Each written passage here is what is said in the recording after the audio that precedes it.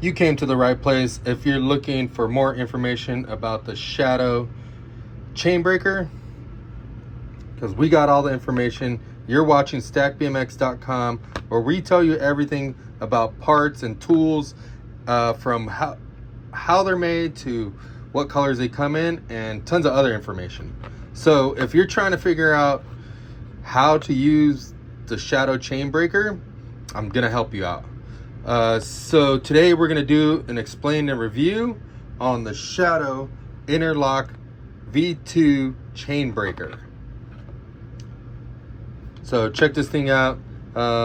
This thing you can use on 3/32 chains or 1/8" chains, and they come packaged like this. I took the zip ties off just so that you can see it. I can pull it off. It doesn't make it very hard. So there you go. So first thing I notice is that the handle is a decently sized handle. It has some grip right here. These little, dimples on here kind of makes, not dimples, they kind of call it like just some texture on there. Kind of helps you grip it. Kind of cool with the two-tone. Down here it's got this little metal thing. If you don't know what this is, I'll show you what this thing does in a few. It comes in a heavy-duty chromoly, I would say, body, and then it's slightly machined down to give you all the edges and all the stuff that you need to break your chain. It comes with the heavy-duty heat-treated chromoly pin, along with the axle and then a chromoly handle. This thing is all one piece, so you're not going to break the handle off of this one. So I want to be scared of that. This thing is black oxidized, so it gives it this weird flat black look. This finish does really well because it's not paint. It's harder to scratch off, and then when you laser on it, it looks pretty sick. See how this one basically says, or it has laser on it, but it's really clean. And look at the Shadow logo, looks really nice. So yeah, this chain breaker will pretty much break any chains from regular KMC, was it S1 chain or 410 chain now, is what they're called. It'll also cut any like Primo, Colt, E-Claw, Shadow chain, pretty much universal for any BMX bike, whether it's a full link chain, even like a 510HX chain or a 415 chain. It'll pretty much break any chain and put the pins back in, and I'll show you how to do that. So pretty cool tool. If you've broken chain breakers in the past, maybe move up to this one and see if this one will last for you.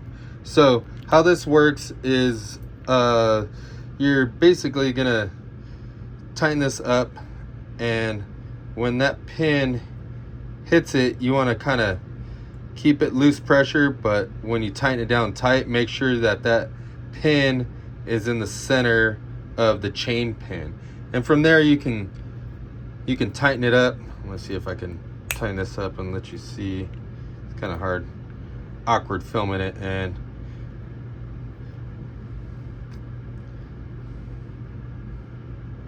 okay, so there you go. That's how you push out the pin. See how the pin came out? Pin sticking out quite a bit. Cool. Now when you put these back in, darn, I keep losing these links.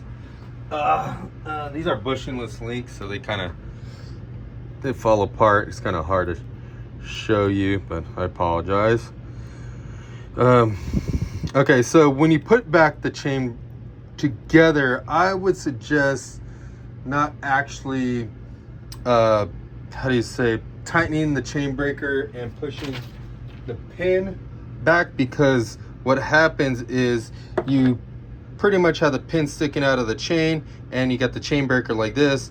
Both the pins hit, they don't really have anything to hold. The chain pin's thicker than the chain breaker pin, and what happens is as you tighten it down, the chain link stays straight and your chain breaker tends to wobble, and then it bends your pin.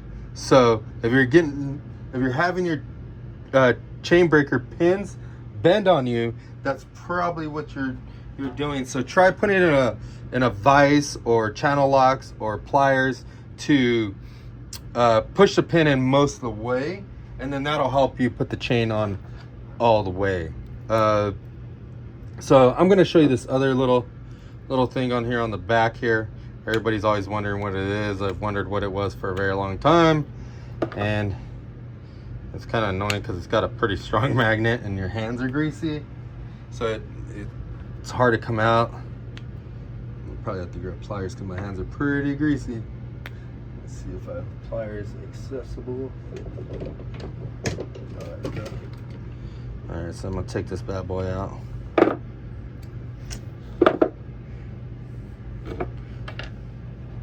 All right, so with their chain relatively close, what you're gonna do is you're gonna, see if I get closer, there you go.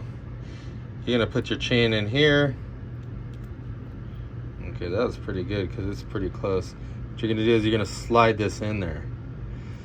So what this is actually gonna do, this is gonna align your pin and your chain. So now that they're aligned, it'll help you push this pin back in. And when you push this pin back in,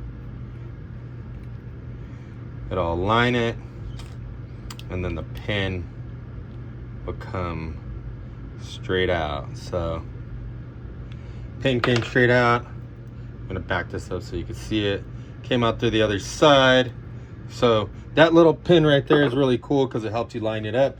Most of the time you have to get some pliers and move the plates to line it up. So having that on there is a great advantage. After you do this, make sure you stick it in the vise or get pliers and crimp it really hard so that you can mushroom out these little plates and keep this chain from falling apart.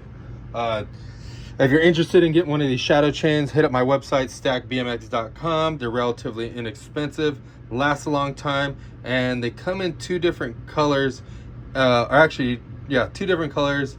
One's black and one's chrome. I believe the chrome one is a 3/32 one, and this one's an 1/8" chain. You could totally use either one. If you buy this one and you decide, hey, I want to use a 3/32 chain on here, you could actually grind these little plates off and still use a chain breaker to remove the pins on a 3/32 chain. These guides help you a little bit, helps hold the chain, but once you got a good grip on it right there, it'll push it right through. But hope this helped you out with this video. Appreciate you guys watching this.